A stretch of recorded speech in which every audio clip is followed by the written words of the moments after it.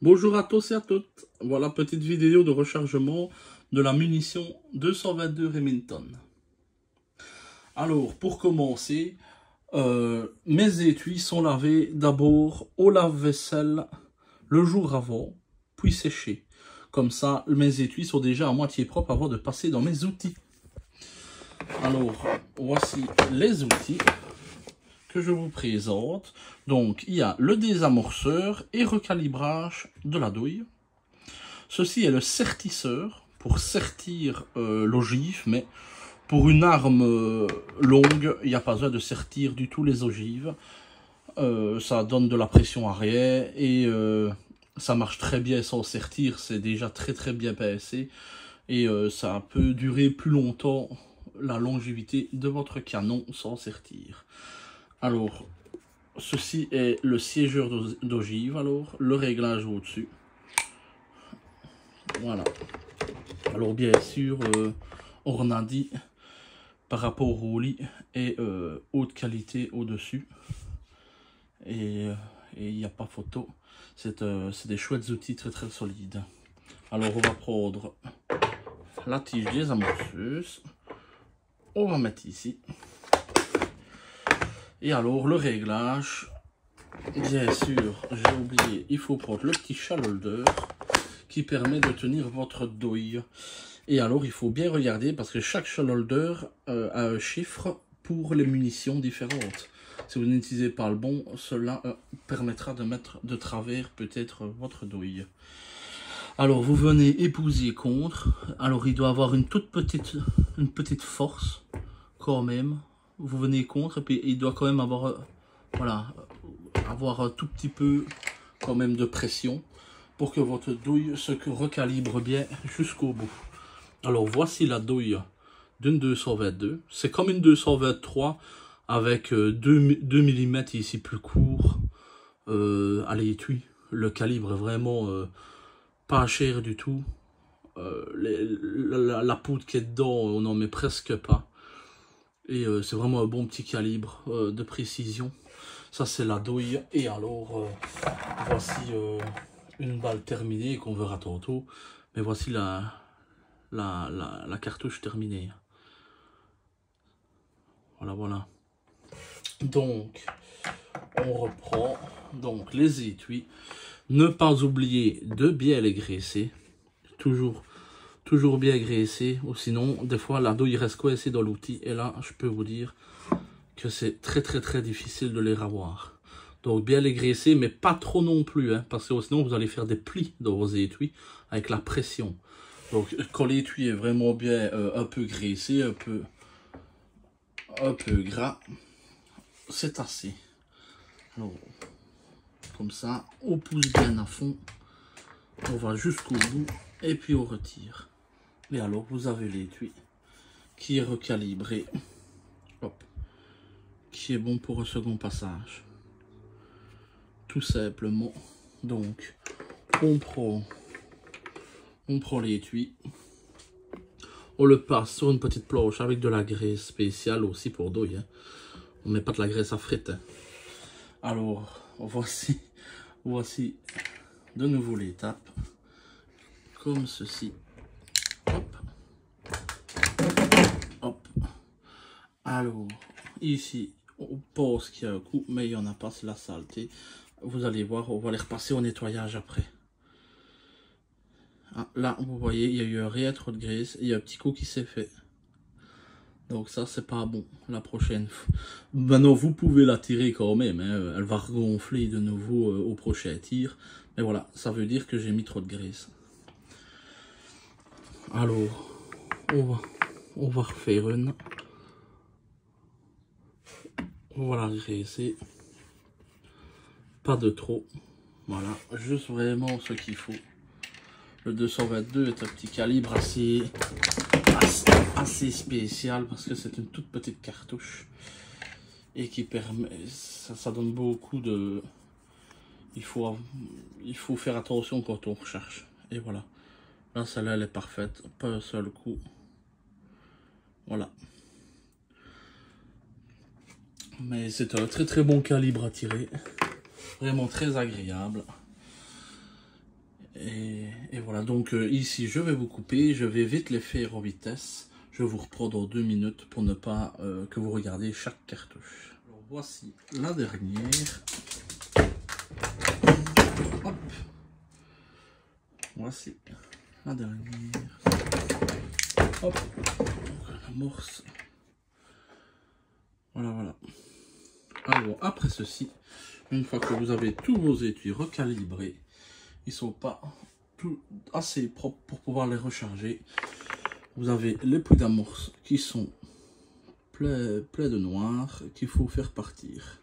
Même le bout de l'eau, le bout ici de l'étui, il faut faire partir tout ça pour ne pas encrasser aussi notre arme.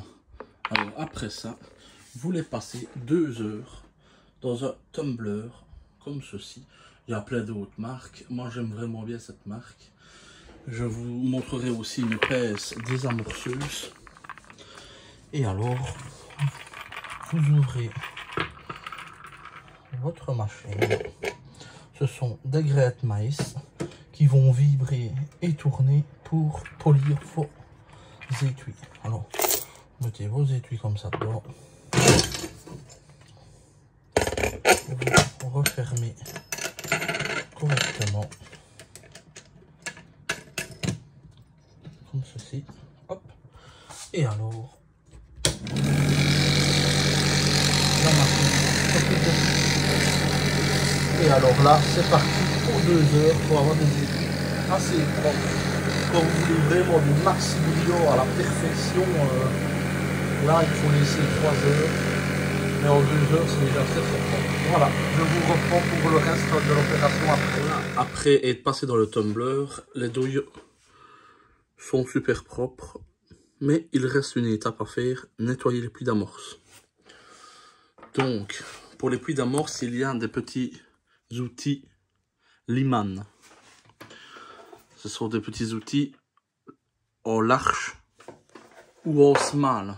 En small pour les différentes amorces et différents puits de cartouches. Donc, je vais vous montrer comment ça se fait. Donc, il y a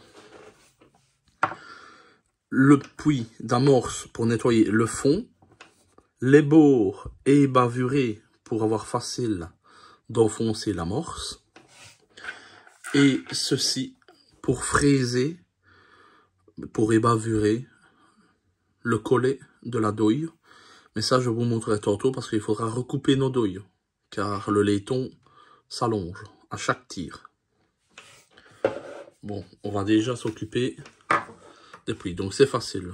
Vous prenez votre douille, vous mettez, vous tournez comme ça dans les 2 sens. Là, on a déjà un peu nettoyé. Et là, ça fait les bords et ça fait un petit chaufferet. Maintenant, il ne faut pas forcer non plus des masses. On laisse travailler l'outil, on tapote et le puits d'amorce est propre. Donc, vous faites ça à chaque douille. Ça prend, c'est ce qui prend un peu plus de temps. Mais il faut nettoyer les puits d'amorce, très important. Regardez toujours que le petit trou, le petit puits, soit bien libéré, bien vide, pour que la mise à feu se fasse correctement. Donc voilà, je ne vais pas les faire les 20 devant vous parce que ça prend un peu du temps. Donc, je vous reprends après. Alors voilà, une fois les puits d'amorce nettoyés, celle-ci est ma dernière. Alors il faut regarder, je vais vous montrer. C'est le livre Malfatti que je conseille à tout rechargement. Pour les gens qui rechargent, c'est ceci, livre Malfatti numéro 6. Il y a vraiment tous les calibres. Moi ici je l'ai mis dessus sur le 222. Mais si vous voulez voir, voilà, il y a du 300, du 868. Il y a du 857. JS. Il y a vraiment tous les calibres que l'on peut trouver dedans. Voilà, ici moi je recherche c'est du 222 Remington. Donc ici on va regarder les longueurs de douille. Donc là on est à 43,18. Alors on va vérifier chaque douille qu'elle soit bien à 43,18. Et tout à l'heure quand on mettra les ogives, c'est chaque fois la dimension qu'on ne peut pas dépasser. Donc la douille ne peut pas dépasser 43,18. Et la longueur cartouche ne peut pas dépasser 54,10. Voilà. Donc, retournons. Donc, moi, je vais prendre mon pied à coulisse pour mesurer chaque douille alors. Donc, là, on va le voir de suite. Là, on dépasse. Trop longue. Donc, ça, il faut recouper. Là, de nouveau, trop longue aussi. Celle-là, elle est présente, elle est bonne. Celle-là, elle est bonne. Il n'y a pas besoin de la recouper. Donc celle-là, on peut la mettre de côté. À chaque fois, vous faites ça. Vous vérifiez chaque douille. Voilà, donc, voilà, vous mesurez chaque douille. Mais la plupart du temps, donc vous prenez une douille qui est bonne. Alors, il y a cet petit outil ici, qui est un recoupeur de douille. Un castreamer, je pense que ça s'appelle. Je suis pas très bon en anglais. Alors, vous mettez votre petit shell holder qui est ici. Vous mettez votre douille. Vous serrez. Et avec ceci, vous recoupez votre douille. Moi là, je l'ai mis à mesure d'une douille qui était déjà bonne. Donc comme celle-ci. Alors, vous retirez. Hop, c'est tout simple. Vous faites ça. Vous mettez une autre qui est plus longue. Vous serrez. Vous venez. Et en fait, ceci permet de recouper vos douilles à dimension. Ici, voilà, vous faites toutes vos douilles comme ça.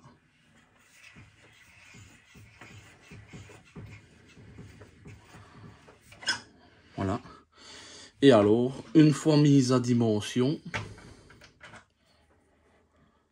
vous prenez le petit outil que je vous ai montré tout à l'heure. Vous ébavurez intérieur, extérieur. Voilà. Comme ça, vous avez vraiment un beau petit champrenage pour le logement de l'ogive.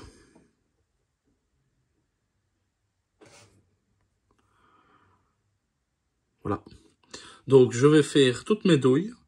Et puis, je vous reprends après pour le chargement. Voilà. Une fois que vous avez fait l'échauffourée et le nettoyage de puits, on va passer à l'étape du réglage de la poudre. Donc, pour le réglage de la poudre, j'ai une presse Ornadi. Donc, vous mettez de la poudre dans votre presse. Ici, vous avez juste ici le bouton. Si vous serrez, il y a moins de poudre qui vient. Si vous desserrez, il y a plus de poudre qui vient. Et alors, vous savez faire votre réglage de poudre avec la petite balance que j'ai là. Alors, moi, j'utilise de la poudre TAC, Ramshot TAC. Je vous donne la table de rechargement du 222. Moi, alors bien, regardez, alors je le dis bien, c'est de la Ramshot TAC et non d'autres poudres. Donc pour la Ramshot TAC, en ogive que je vais mettre 55 grès, on est un départ de poudre de 21,1 grès et maximum 23 grès.4. Ça c'est mes autres ogives aux 40 grès. Donc les mesures changent par rapport aux têtes que vous utilisez. Et alors j'utilise bien de la poudre TAC et non de la Exterminator pour ce modèle de cartouche. Donc à chaque fois, il faut vraiment bien regarder ce que vous utilisez comme composant. Donc pour 55 grès, on est à 21 grès poids de départ. Alors moi je charge toujours en poids de départ. Ça ne sert à rien de mettre énormément de poudre et qu'il y ait la moitié qui soit brûlée. C'est du gaspillage. Alors ça, ce sont les petites amorces et les ogives que j'utilise en Cam Pro en 55 grès. Voilà. Donc on va retourner ici pour le réglage, bien sûr, de la poudre. Donc on va démarrer la petite balance. Et normalement, le réglage, comme je recherche souvent du 222, est toujours bon. Mais toujours vérifier avant. Donc, on lève la manette, on redescend et la poudre est dedans. Donc, on vérifie sur la petite balance et on est à 21,6. Donc, on est au-dessus de 21,1 et on n'est pas au-dessus de 23,4. Souvent, je suis à 21,6, 21,5 et c'est largement assez pour ces petites cartouches. Alors, voilà. Donc, je vais vous reprendre pour l'ogivage, pour le rechargement. Alors, première étape, c'est mettre les amorces. Alors, c'est simple. Ici, j'en ai 20. D'habitude, j'utilise une pince amorceuse. Ici, je vais vous montrer sans pince. Parce qu'il n'y a pas besoin de pince, la presse fait tout. Donc vous mettez votre petite amorce dans le bon sens. Donc l'étoile qui est ici vers le haut. Et le plat qui doit être vers le bas, bien sûr. Donc vous mettez votre cartouche et vous appuyez vers l'avant tout doucement. Hop. Et là, votre douille est amorcée. Alors, c'est facile. Vous faites la même chose à toutes. Bien regarder que l'amorce soit bien enfoncée.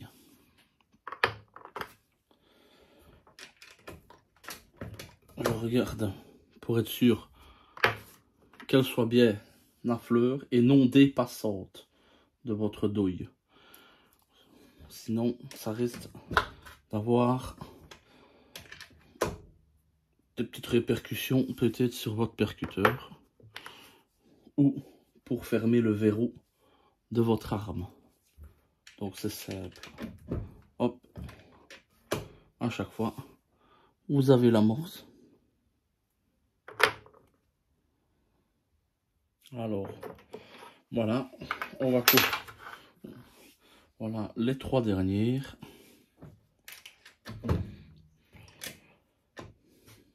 Toujours vérifier que l'ogive, que l'amorce soit bien mise. Alors, il y a des marques de munitions. PPU, ici, les amorces logent vraiment bien. Maintenant, j'ai le souci avec Cellier Bello, que des fois, les amorces, il faut forcer un peu plus pour les enfoncer. Donc, c'est tout à fait normal si jamais vous avez des Cellier Bello et que vous essayez de mettre les amorces. Si vous devez forcer plus sur votre presse, c'est tout à fait normal. Certaines douilles coincent un peu plus. Alors, une fois que vous avez fait ça, c'est simple. Vous allez ensuite mettre la charge de poudre. Donc, à chaque douille, vous mettez la poudre et vous regardez chaque fois bien à l'intérieur que la poudre soit bien dedans. C'est simple, ça va vite.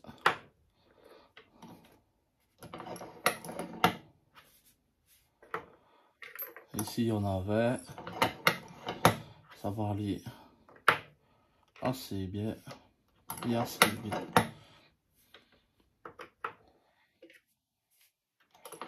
Alors, aussi, pour la poudre, toutes les 20 cartouches, vous vérifiez sur votre balance que le grammage de la poudre n'aurait pas changé. Normalement, ça m'est jamais arrivé avec la presse Ornadi. Il y en a plein de monde qui disent que tous les autos de cartouches, il faut vérifier. Je le fais quand même par sécurité, toutes les 20 cartouches, mais avec la presse Ornadi, mon grammage ne change pas. Mais à vérifier aussi que si vous faites 100 cartouches, que les dernières n'aillent pas 2 grès plus de poudre et dépasseraient la table. C'est pour ça que je commence avec un point de départ. C'est celui qui met la charge maximale. Si après 100 cartouches, il y a 2 grès de poudre supplémentaires, et ben alors on arrive dans une surpression. On dépasse toutes les tables. Non, il y en a qui disent que ça ne peut mal. Mais si les fabricants disent qu'il ne faut pas dépasser une certaine charge, ce n'est pas pour rien. Il y a eu des experts qui ont contrôlé ces choses-là et qui sont plus malins que nous.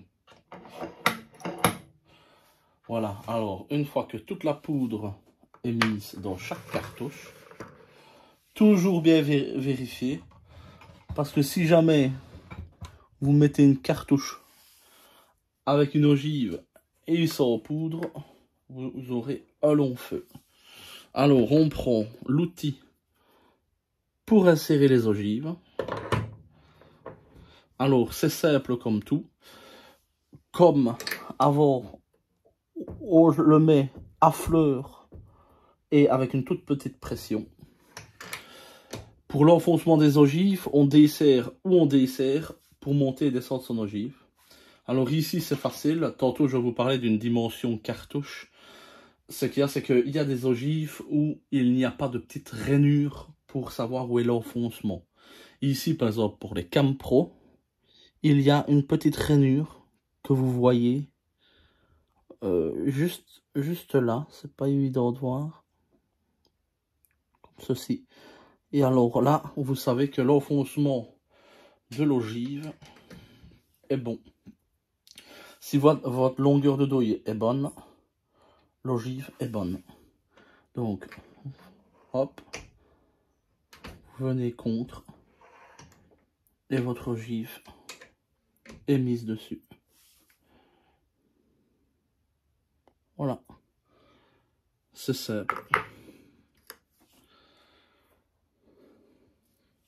Donc, vous mettez votre cartouche, vous mettez la petite ogive dessus. Des fois, il faut la tenir pour l'engager. Hop. Et alors, bien sûr, on voit tout doucement, on voit pas bien, mais la petite rainure. La rainure doit venir au collet, plus ou moins au centre du collet.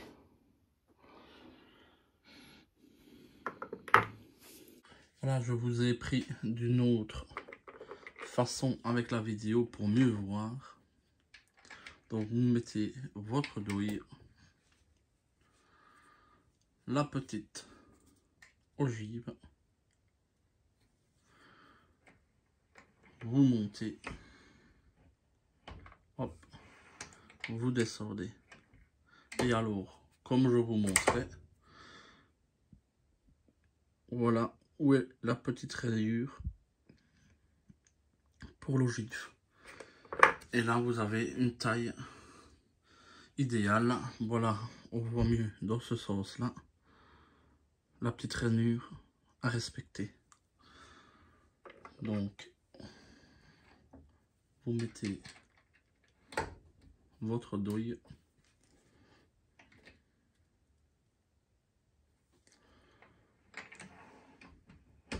Hop. Et c'est simple. C'est simple, vraiment simple. Toujours regardez que vos outils soient propres. à une main. C'est pas évident parce que je tiens le téléphone. Hop. Voilà. Et voilà, donc je vais pas vous prendre encore plus de temps. Mais voilà pour le rechargement de cartouches. J'espère que ça vous a plu. Et j'espère que vous aurez appris des choses. Et si jamais vous avez des choses, des commentaires, des questions à me dire, ou des conseils, car je suis prenant aussi des conseils, et pour m'améliorer aussi, je suis prenant. Merci beaucoup à vous, et à bientôt.